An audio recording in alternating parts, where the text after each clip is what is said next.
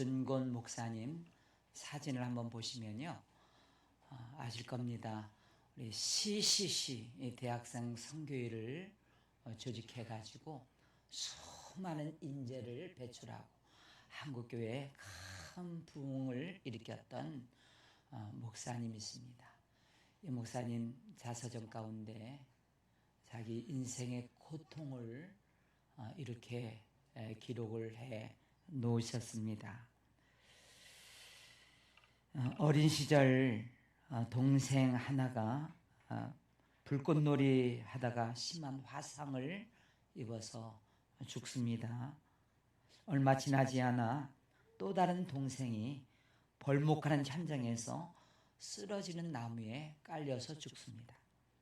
6.25 때 가족들이 공산당에게 학살당하고 자신은 23번이나 끌려가 구타당하고 인민재판을 받습니다. 목사님 이렇게 말합니다. 사람들은 구사일생이라고 말하는데 나는 백사일생을 지내왔다. 그 후 고등학교 교감으로 있던 또 다른 동생이 간암을 얻어가지고 죽고요. 또 사랑하는 딸 하나가 위암으로 죽어 나갑니다. 여러분, 그 아픈 심정을 누가 가늠할 수 있겠습니까? 그래서 그는 자기의 참담한 심정을 이렇게 기록을 합니다. 정직하게 고백하면 나는 하나의 얼굴로는 웃고 다른 얼굴로는 울고 있다. 옆을 보면 정신차량증에 걸린 것 같고 과거는 회한과 슬픔뿐이고 미래는 불확실하고 불안하다. 이런 엄청난 고난을 당했습니다. 그런데 한국교회 영적 거인이 되었고 그의 제자들 가운데는 많은 한국교회 또 다른 영적 사람들을 만들어 냈던 사람인 것을 보게 됩니다. 우리 김준곤 목사님이 죄의 길로 걸어갔는가? 복음이 아닌 자기 영광을 위해서 살아갔는가? 그렇지 않습니다. 하나님 앞에 헌신했고요.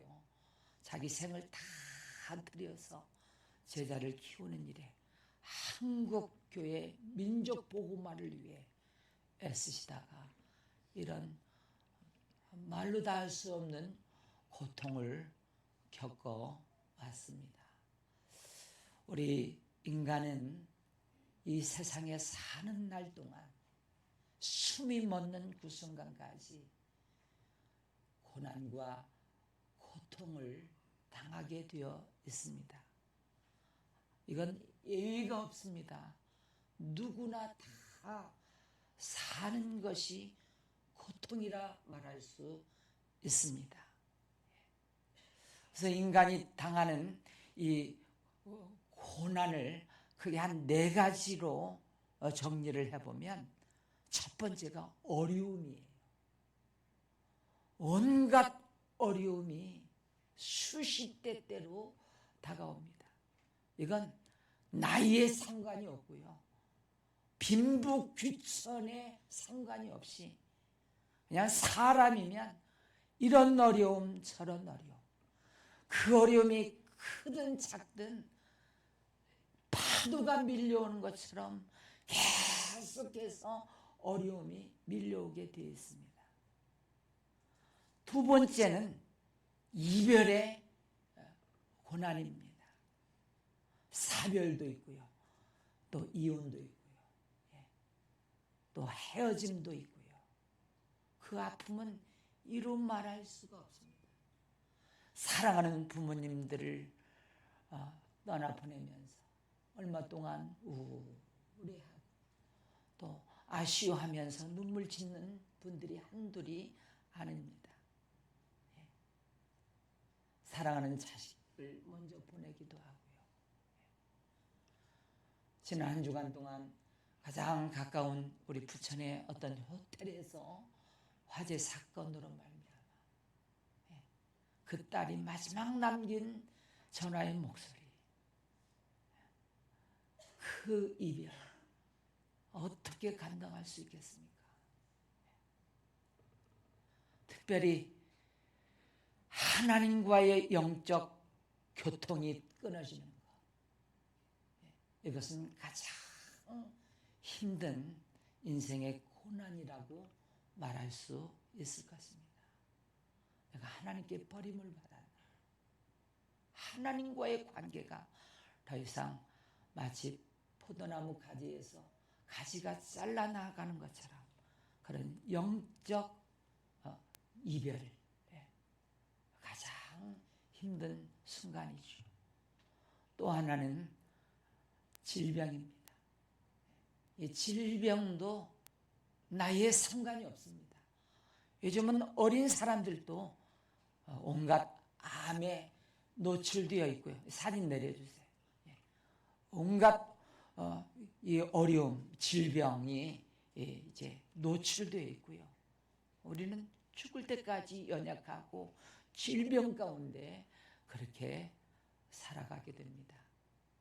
사람들이 과학이 발달하고 의술이 발달하면서 죽음을 또 뭐 질병을 다 장기 교체하면서 해보겠다고 그러지만, 여러분,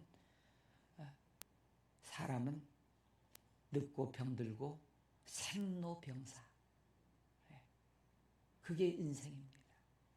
우리는 그렇게 기도합니다.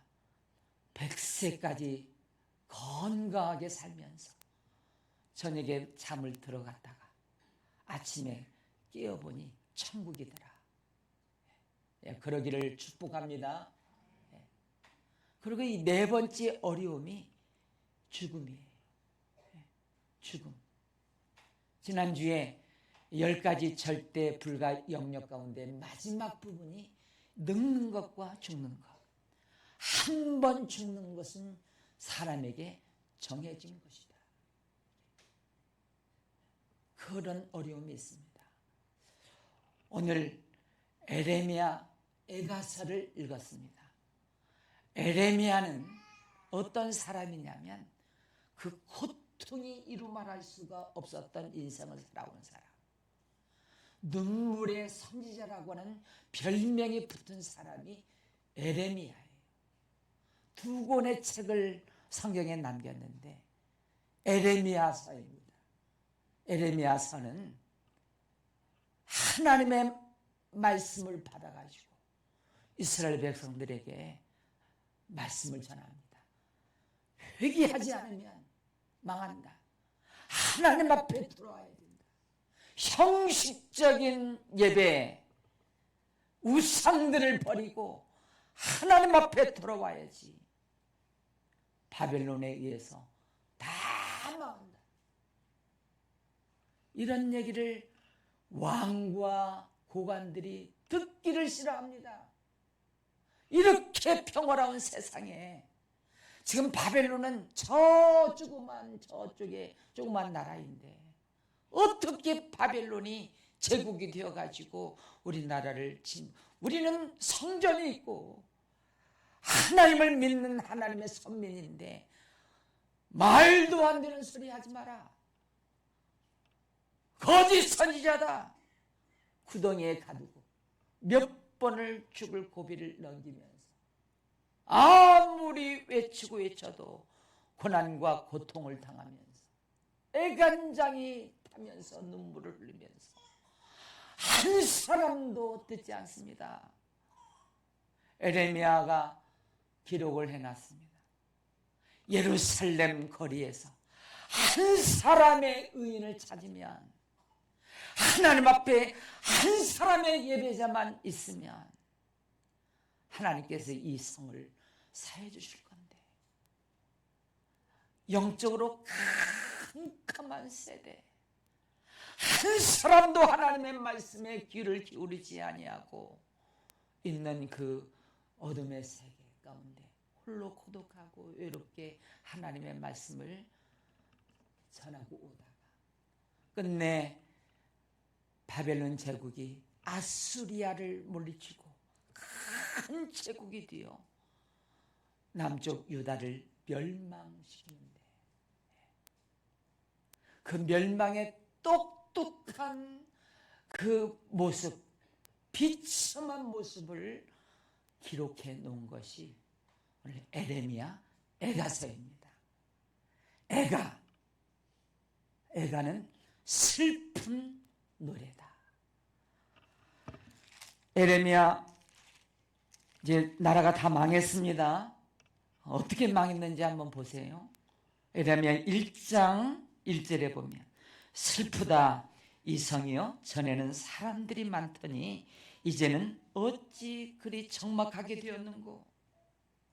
밤에는 슬피 오니 눈물이 뺨에 흐르며 사랑하던 자들 중에 그에게 위로하는 자가 없고 친구들도 다 패반하여 원수들이 되었도다. 유다는 환난과 많은 고난 가운데 사로잡혀 갔도다.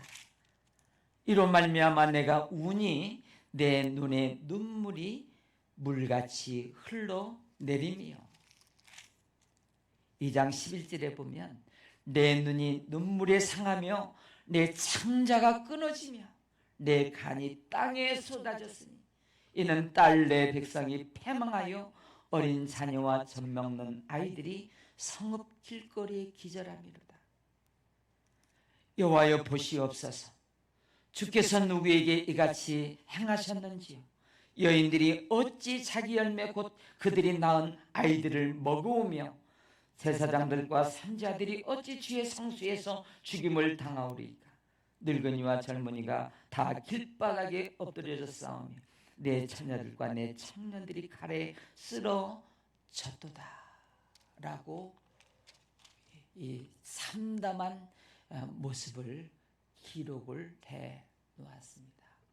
사실은 에레미야 이제 전에, 그 전전에 누가 활동했냐면 이사야 선지자가 남쪽 유다의 현실을 고발하고 있습니다. 여러분, 이사야 1장에 보면 우리가 경각심을 갖고 있어야 되는데, 그 1장에 무슨 얘기가 기록되어 있냐면, 사람들이, 이게 주일날이죠. 주일날이면 예물을 들고 그냥 옷 잘 입고 와서 예배를 드려요. 제물을 드려요. 하나님 뭐라고 하시느냐? 무수한 제물이 내게 무슨 소용이 있느냐? 너희들이 마당만 파고 가는구나. 형식적인 예배, 감사해서 기쁨으로 드리지 않는 예배, 하나님을 사랑해서 경외하지 않는 예배, 세상에서 온갖 죄악을 다 저지르고 마치 가인처럼 선을 행하지 아니하고 온갖 죄 가운데 살면서 주일날 예배 드린다고 와서 그냥 몸만 왔다 가는 거, 재물만 드리는 거. 무수한 재물이 내게 무슨 소용이 있느냐? 가지마다 내가 이 성전문을 닫아버리고 싶다. 그래서 바벨론에 의해서 성전문이 다 닫힌 거예요. 저는 여러분들이 오늘 이 자리에 잘 오셨는데, 우리 영적 상태, 내 마음의 예배 자세를 한번 살펴보시기를 바라는데요. 여러분, 한 주간 동안 온갖 이런저런 세상 삶을 살면서 혹시 우리들 가운데는 가인처럼 살아오신 분은 없나요? 하나님 앞에 제물을 드려도 받을 수가 없어요. 그 손에 피가 가득해요. 남을 해치고 하나님의 덕을 선전하지 않고 그냥 자기 욕심에 바빠가지고 그냥 하나님을 잊어버린 채 그리스도인답게 살지 못하고 그냥 하나님의 빛과 영광의 삶을 살지 못하고 그렇게 주일날 되니까 안 나오면 찝찝하거든.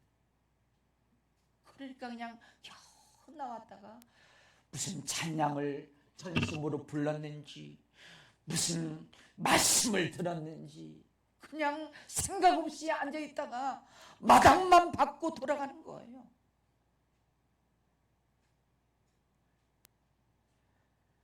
다윗이 어떤 사람입니까?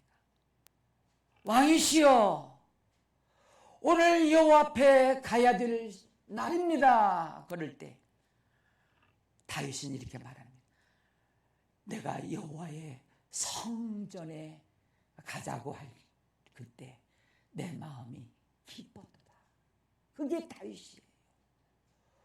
우리가 오늘 이 예배 드리는 이 시간이 기쁨의 예배, 감사의 예배, 잔치하는 예배가 되기를 바랍니다. 우리 교회 외벽을 고치면서 본당 문 들어오는 문도 바꾸었는데요. 거기에 기록해 놓은 말씀이 있어요. 시편 100편 4절 보셨나요? 감사함으로 그 문에 들어서며. 바라기는 하나님 이렇게 예배할 수 있는 은혜와 특권을 주신 것을 감사합니다. 문을 열고 감사함으로 들어오세요. 좋은 말 할 때 들어오셔야 돼요. 감사함. 어찌 내가 이렇게 예배자가 되어 주일날 하나님 앞에 예배드리러 올 수 있을까? 감사함으로 그 문을 열고요. 여기 두 번째 본당에 들어설 때는 감사함으로 그 문에 들어가며 찬송함으로 내가 오늘 하나님 앞에 찬양을 드리는데 하나님의 영광, 하나님을 경외하는 마음으로 이 찬송을 기뻐하신다는데 하나님은 이 찬양을 마음껏 올려드리겠습니다. 이 찬양을 힘껏 부르겠습니다. 그러면서 찬송함으로 그의 궁정에 들어가서 그럴 때 이 궁정이 어디냐?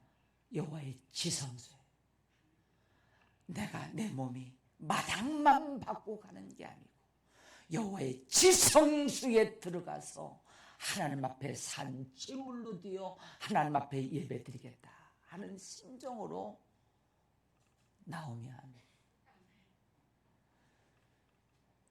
이게 토요일부터 준비가 돼요. 아니 한 주간 동안 예배를 사모하면서 아이고 또 주일이야?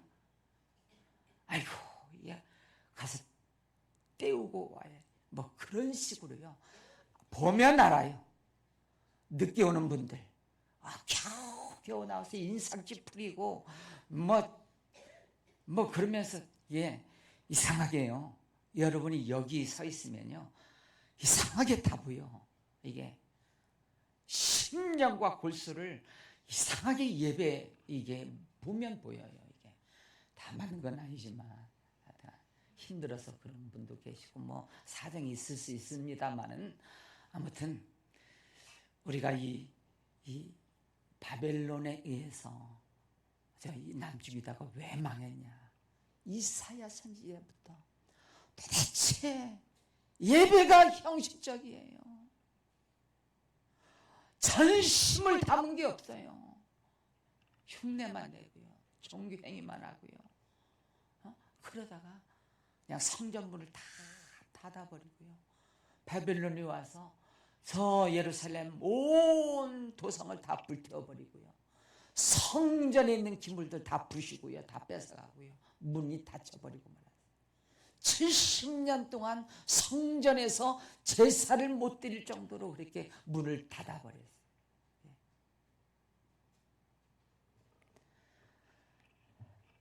그걸 에레미야 애가에서 1장 2장에서 바벨론에 망한다, 망했다, 그리고 이 참상을 봐라, 이게 2장까지예요. 그리고 3장을 오늘 우리가 본문으로 택해서 읽었잖아요. 3장은 무슨 얘기냐면 고통이 왜 유익한가 이거예요. 한번 따라서 합니다. 고통이 왜 유익한가? 이것을 3장에서 말하고 있어요. 지금 바벨론에서 다 망하고 불타고 성전문이 닫히고 5천 명 가까이 되는 사람들이 포로로 맨발로, 여러분 자료를 찾아보니까요, 포로로 잡혀가는 사람은 신발을 신기지 않아요. 그 예루살렘부터 저 바빌론까지 거리가 얼마나 먼데 포승줄을 묶여가지고 맨발로 그 사막길, 광야길, 돌짝발을 그렇게 걸어가는 비참한, 비참한 그 일이 벌어졌어요. 그리고 다 끝난 것 같아요. 다 망했잖아요. 근데 3장에 가서 무슨 얘기를 하냐면, 이런 고통을 당한 게 너희들이 유익이다, 복이다, 이런 얘기를 하는데, 예레미야 3장 19절을 보면 이렇게 나와 있어요. 내 고초와 재난 곧 쑥과 담즙을 기억하소서. 내 마음이 그것을 기억하고 내가 낙심이 되오나. 지금까지 앞에까지 낙심했어요. 근데 21절에 이것을 내가 내 마음에 담아두었더니 그것이 오히려 나의 소망이 되었으며. 소망이라고 하는 단어가 나오고요. 22절에 여호와의 인자와 긍휼이 무궁하심으로, 하나님이 다 망하게 하셨거든요 지금. 그런데 하나님에 대해서 사랑이 많으시다, 긍휼이 무궁하시다, 그렇게 고백하고요. 23절에는 하나님의 성실하신 분이시다, 그렇게 말씀하고 계세요. 오늘 저는 남은 시간 동안 왜 이런 상황에서 고통이 왜 우리에게 유익이 드는가, 이 두 가지를 살펴볼 건데요. 혹시 우리 가운데 뭐 이래서 저래서 뭐 이래서 어려움 당하고 고통 당하시는 분들이 있다고 한다면, 유익한 것을 전해주시는 하나님의 말씀을 듣고 우리의 소망을 갖고 인자와 긍휼하신 하나님을 만나고 성실하신 하나님을 만나고 말로 다 할 수 없는 많은 유익한 결과가, 은혜가 임하시기를 주의 이름으로 축원합니다. 고통이 왜 유익한가? 첫 번째입니다.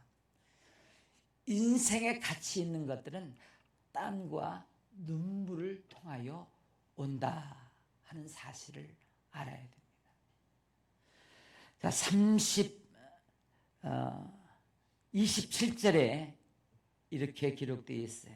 따라서 합니다. 사람은 젊었을 때 멍에를 매는 것이 좋으니. 참, 이게 유명한 구절입니다. 그리고 이 말씀을 사야 됩니다. 가슴에 박히고 사야 돼요.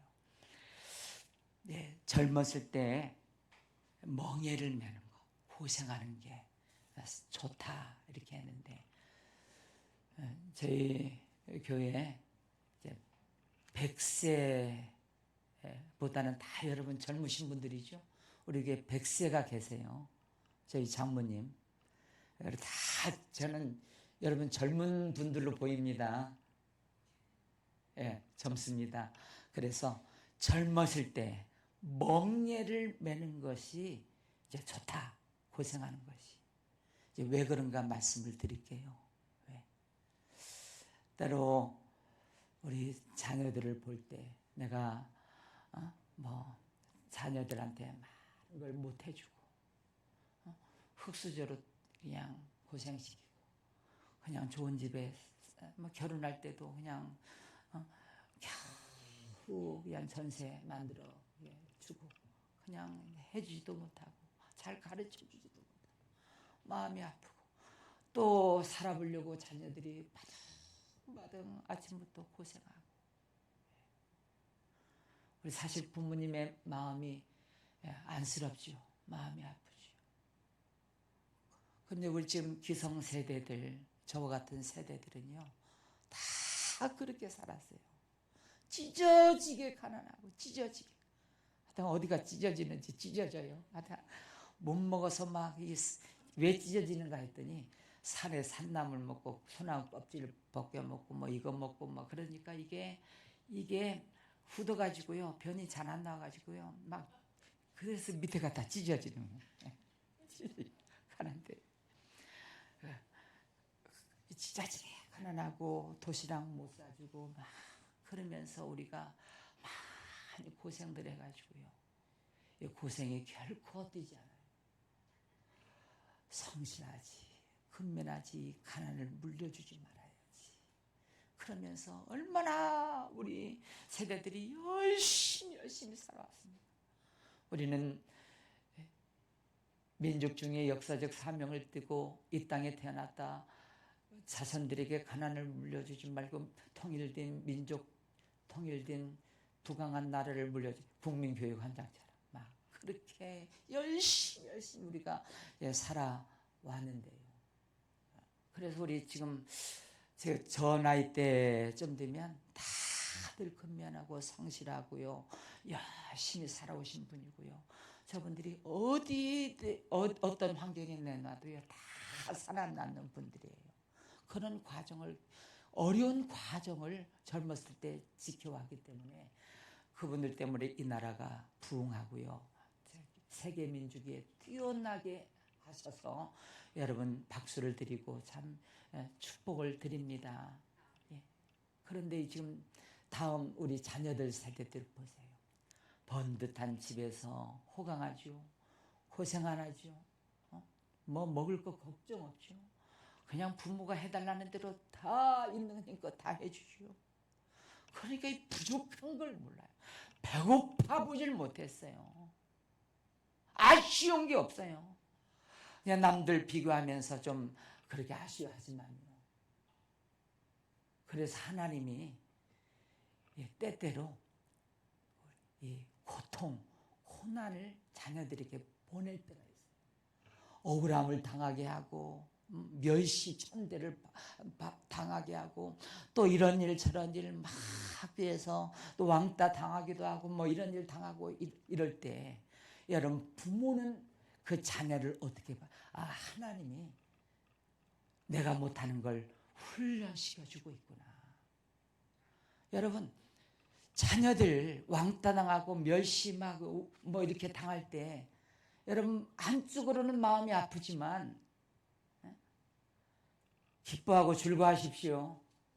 왜냐하면 오늘 젊어서 이런 일 당할 때 멍에를 매는 거 여러분 젊어서는 고생도 사서한다고 그러잖아요.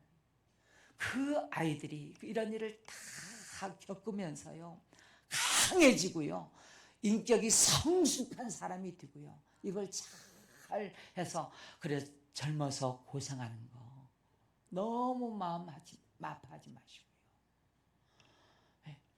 이런 저런 일 당할 때 여러분 잘 견디도록 잘 말씀으로 반응해서 이겨나가도록 그렇게 해주시면 우리 자녀들이 기초 위에 든든히 서서 우리 부모 세대들처럼 세상을 이기고 정복하고 살아갈 줄로 믿습니다.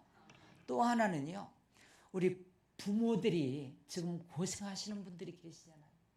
얼마나 아침부터 저녁까지 땀 흘리고 그냥 살아보겠다 그러고 그냥 그 융자 갚겠다고 그러면서 얼마나 고생하는 거 여러분 수고와 땀 흘리고 고생하는 것 절대 헛되지 않습니다. 누가 보느냐? 자식들이 다 봐요. 우리 부모님 저렇게 땀 흘리고 고생하고 아침부터 수고하고 애쓰는 거 철이 들어요. 내가 나중에 돈 벌어가지고 부모님 고생시키지 않아야지. 편하게 모셔야지. 이런 마음이 자녀들에게 있고요. 자녀들에게 성실하게 사는 거, 정직하게 사는 거, 아침부터 땀 흘려 수고하는 이런 것들이 자녀들에게 배이고 흘러가 가지고요. 우리 부모님을 사랑하고 존경하게 되고요. 부모님을 위해 드리는 성숙하고 철이 드는 자녀로 잘 자라게 되고요. 온갖 것을 다 베풀어주고 앞길을 다 막아주고 어려움이 있으면 다 부모가 가서 다 해결해주고 뭐 그러면 온실의 꽃처럼 부모 떠나면 어떻게 하려고요? 부모가 뭐 조금만 억울한 일 있으면 학교 찾아가서 뭐 그러고 막 왕따 당하면 뭐 그러고 막 그러고 아니 그 부모가 언제까지 지켜주려고? 그런 일을 당할 때 잘 내가 사랑해라, 그리고 더 잘해라, 그리고 견뎌라, 그리고 온유한 마음을 품어라, 이렇게 가르쳐야지. 지금 하나님이 하시는 일인데 그 인격을 다듬어가지고 모낭대를 다듬어가지고 강한 사람으로 키워주시는 과정 가운데 있는데 그걸 부모가 앞가림 다 뭐 청년대도 다 막아줘. 그러니까 그냥 곱게 커가지고 군대 가서 견디질 못하는 거예요. 세상에 어려운 일, 부모 떠나서 어려운 일 당하면 인생을 포기해버려요. 그래서 젊어서 멍에를 메고 고생하는 것이 이게 복이다, 유익하다, 이렇게 말씀을 해 놓으셨습니다. 우리 사랑하는 부모님들, 막중한 책임과 양육의 사명이 있는데요. 여러분들이, 저도 부모지만요, 어떤 부모를 통해서는 자식이 복을 받아요. 어떤 부모를 통해서 자식이 망해요. 자식이 잘못하는 건 없어요. 책임이 부모에게 있어요. 왜 그러냐면 부모님이 어떤 어려운 일을 만났어요. 그러면 이 어려운 일을 세상적인 방법으로 해결하는 거예요. 막 원수 맺고 막 원망하고 그랬고 세상적인 방법으로 하다가 막 힘들어지거든요. 그걸 똑똑히 지켜보는 우리 자녀들은 믿음이 없어요. 하나님이 없어요. 그런데 어떤 부모들은요, 어려움을 만나요. 억울한 일을 만나요. 일단 하나님 앞에 기도해요. 이거 잘 들으세요, 부모님들. 여러분, 어려운 일을 만나면 하나님 앞에 가장 먼저 하는 일이 엎드리는 일입니다. 아멘. 엎드려야 돼요. 엎드려서 우리가 중요하게 질문하는 것이죠. 100만 불짜리. 하나님, 이 사건을 통해서 제게 무엇을 가르치기를 원하십니까? 반드시 물어야 돼요. 언제 어려움이 있을 때, 사건이 있을 때, 고통이 있을 때, 하나님, 이 사건을 통하여 제게 무엇을 가르치기를 원하십니까? 그러면 두 가지 중에 하나는 가르쳐 주세요. 반드시 가르쳐 주세요. 이 질문이 그래서 위대하다는 거예요. 100만 불짜리라는 거예요. 뭘 가르쳐 주느냐? 기도하기 전에는 삿대질하고 남에게 원망하고 저 사람 탓이라고 그러고 삿대질하고 그렇게 했는데 하나님 가르쳐 주세요. 그러니까 자기 죄를 찾아내요. 원인이 자기에게 있었어요. 이게 베드로전서 4장 1절로 4절에 있는 말씀입니다. 하나님의 고난을 보내실 때는 자기 죄를 먼저 찾아봅니다. 이게 성령이 하시는 일이고요. 기도하는 자에게, 하나님을 의지하는 자에게 주시는 하나님의 응답이에요. 그래서 어려움이 있을 때 반드시 세상적인 방법으로 하지 말고 하나님 앞에 새벽이건 낮이건 하나님 앞에 묻고 엎드리는 시간이 반드시 필요합니다. 그러면 이런 응답을 반드시 주게 돼 있어요. 많이 느꼈잖아요. 기도하기 전께는 막 분노, 막 어떻게 갚을까, 막 그런데 기도하다 보면 하나님이 이 자기 죄를 찾아내고 내가 사랑이 부족하고 말씀대로 살지 못하고 더 사랑했어야 되고 하나님의 말씀으로 반응하는 것이 복이고 이런 것들을 성령께서 깨우쳐 주시고 가르쳐 주시고 그러면 끝나요. 그러면 합력하여 그 사건이 좋은 선을 이루어 주시는 역사가 일어날 줄로 믿으시기를 바랍니다. 그리고 아무리 기도해도 자기 죄를 찾아낼 수가 없어요. 그러면 또 이런 기도는 깊이 들어가는 겁니다. 깊이 들어가서 하나님 왜 이런 어려움을 주셨나요? 이런 고통이 있을까요? 그럴 때 연단이다. 연단이야. 시편 119편 71절 같이 읽어봅니다. 시작. 고난당한 것이 내게 유익이라. 이로 말미암아 내가 주의 윤리들을 배우게 되었나이다. 이 다윗이 유명한 고백입니다. 참 다윗 평생 원수가 사울이잖아요. 청춘을 10몇 년 동안 외롭게 고독하게 광야에서 죽을 고비 다 넘기고, 그런데 나중에 기도하고 깨닫고 보니까 사울이 하나님이 보내신 스승이에요. 연단 받았지요. 그리고 말씀으로 반응하게 했죠. 사울이 저렇게 하나님의 심판에서 죽는 것을 보고 사울의 나쁜 요소들을 다 빼내죠. 그래서 참 하나님이 자 욥기 23장 10절도 봅니다. 자 시작. 그러나 내가 가는 길을 그가 아시나니 그가 나를 단련하신 후에는 내가 승금같이 되었나오리라. 이러면 욥이 이런 고백을 했는데, 아무리 자식이 죽고 재물이 날아가고 이런 취약을 만나도 동방의 의인이라고 그랬고 하나님을 경외하는 사람, 하나님 앞에 정성껏 자녀 재물을 드리고 예배했던 사람인데 이상해요. 이상해. 이런 어려움이 내 죄가 아닌 것을 깊이 생각해도 알 수 있어요. 그래서 나중에 고백하잖아요. 하나님이 나를 단련하시는구나. 단련. 이 응답을 받으면요, 결과는 순금같이 하나님이 쓰셔요. 할렐루야. 네. 여러분 반드시 엎드려야 되고요. 그래서 때때로 이게 그 첫 번째 응답, 이게 고난, 고통, 어려움, 뭐 관계 어려움, 뭐 이런 어려움 올 때 하나님이 왜 그런 줄 아세요?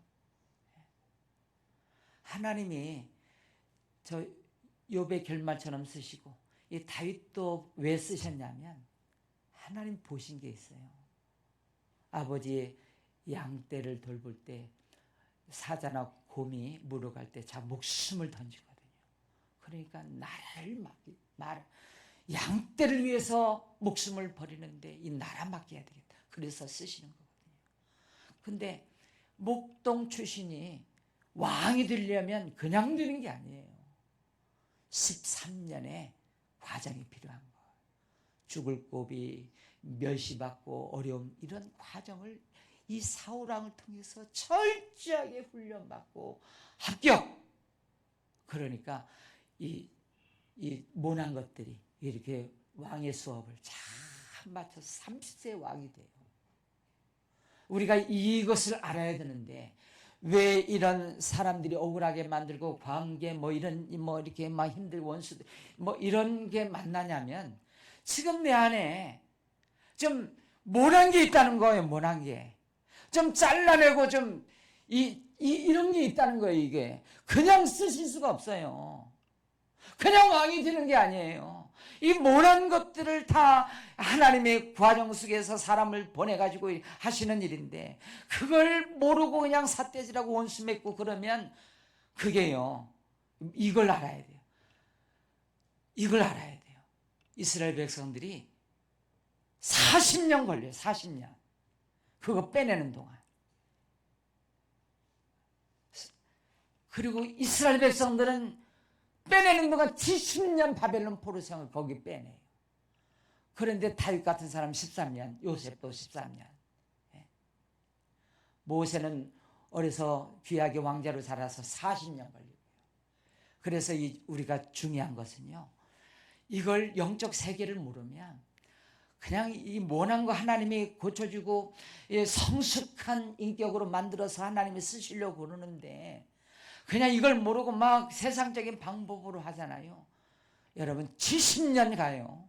40년 가요. 죽을 때까지 그거 하나님이 사랑하셔서 구원받았는데 그렇게 하면요 이 모난 거 안 빼면, 그래서 이런 과정, 어려운 과정을 통해서 빼내야 돼요. 예. 울퉁불퉁한 거, 막 찌르는 거, 그리고 원수 맺는 거, 이런 것들 안 잘라내고 계속 발부동 치면요 죽을 때까지 가는. 그래서 가만히 보면 저 사람은 언제 끝날란가. 아직도 육정이 살고 아직도 자기가 살아가지고 하나님이 저렇게 어려움과 고난을 통해서 다스리고 엎어지라 그러고 겸손하게 만들어주시고 낮아지고 죽는다 그러고 하나님 앞에 매달려야 되는데 세상적으로 방법으로 막 원수 언제 끝날란가. 여러분 속히 끝나기를 바랍니다. 할렐루야. 속히 끝나야 돼요. 그리고 이 두 번째가요 뭐냐면 왜 고통이 유익한가. 한번 따라서 하면 시작. 고통의 배후에는 하나님이 계시다라고 했는데 여기 38절 말씀 보시면요 38절 시작.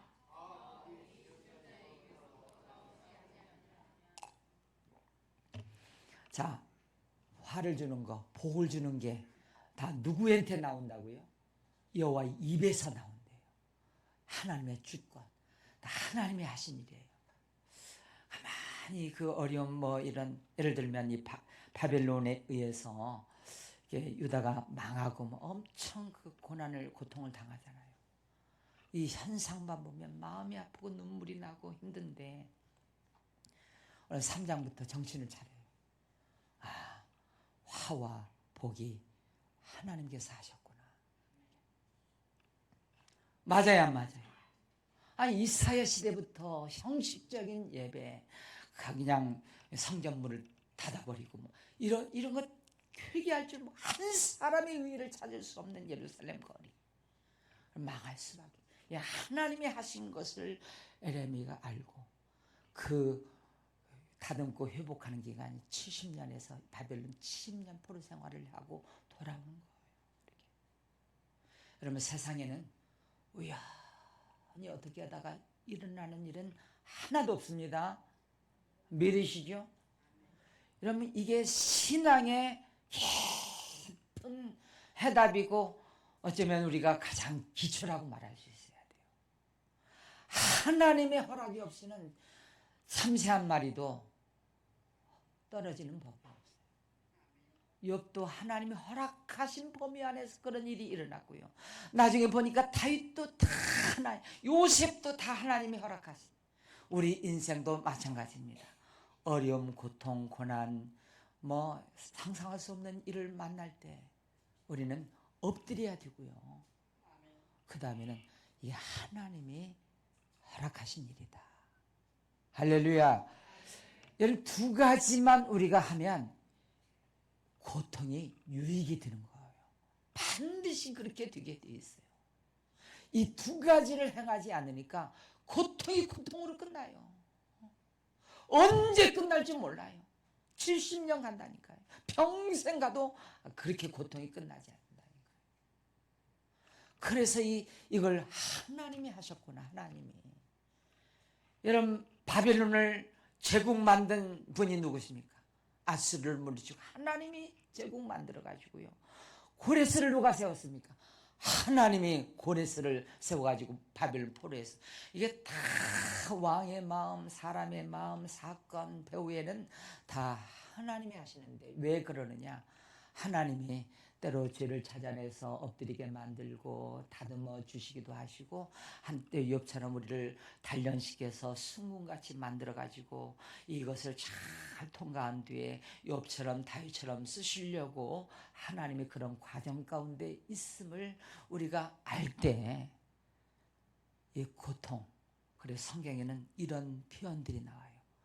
내 중에 고난당하는 자가 있느냐? 기뻐하고 즐거워해라. 그게 이해가 됩니까? 그런데 이 두 가지를 하나님이 하셨구나.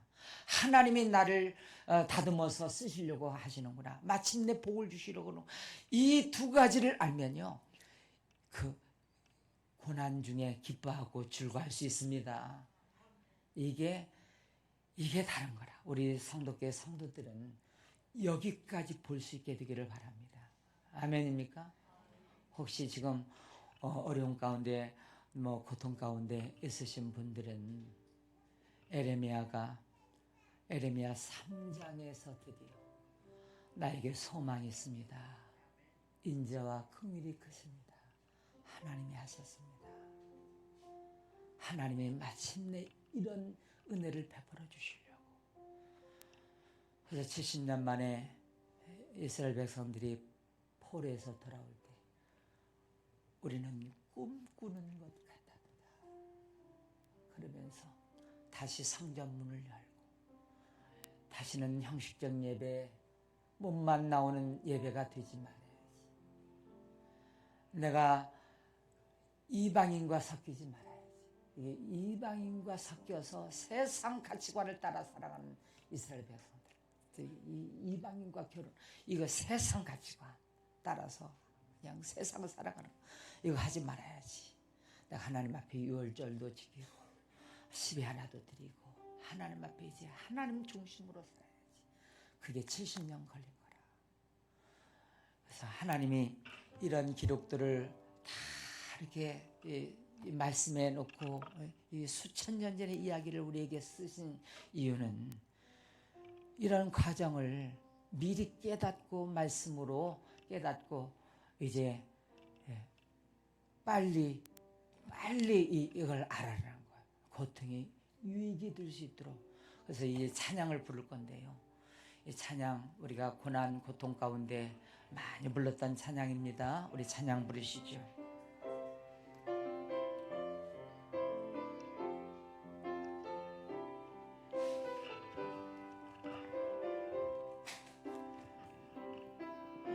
왜 나만 겪는 고난이냐고 불평하지 마세요. 고난의 대편에 있는 주님이 주실 축복 미리 보면서 감사하세요. 너무 견디기 힘든 지금 이 순간에도 주님이 일하고 계시잖아요. 남들은 지쳐 앉아 있을지라도 당신만은 일어서세요. 힘을 내세요. 힘을 내세요. 주님이 힘 잡고 계시잖아요. 주님이 나와 함께함을 믿는다면 어떤 역경도 이길 수 있잖아요. 왜 이런 슬픔 찾아왔는지 원망하지 마. 우리 가슴에 손을 얹으십시다. 당신이 잃은 것보다 주님께 받은 은혜 더욱 많음에 감사하세요. 너무 견디기 힘든 지금 이 순간에도 주님이 일하고 계시잖아요. 남들은 지쳐 앉아 있을지라도 당신만은 일어서세. 아멘.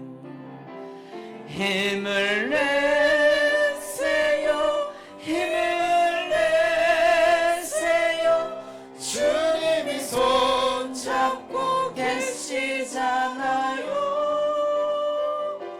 주님이 나와 함께함을 믿는다면